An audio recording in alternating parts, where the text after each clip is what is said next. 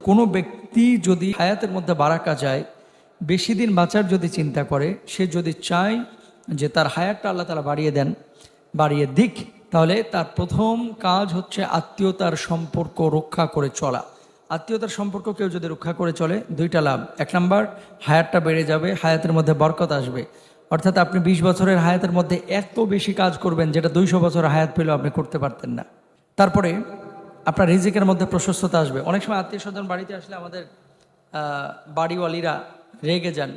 আত্মীয় স্বজন বাড়িতে আসলে অনেকে কিন্তু মুখটা দেখি যে কালো হয়ে যায় যে মেহমান আমার বাসায় আসলো, আর কারো বাড়ি দেখলো না, হ্যাঁ, ঘুরে ফিরে শুধু আমার বাড়িতে মেহমান আসলো। শোনেন, মুমিন মেহমান আসলে খুশি হবে। আল্লাহ রসুল সাল্লাল্লাহু আলাইহি ওয়াসাল্লাম বলছেন যে তোমাদের মধ্যে ততক্ষণ পর্যন্ত কেউ পূর্ণাঙ্গ মুমিন হতে পারবে না যতক্ষণ পর্যন্ত মেহমানকে সম্মান করবে।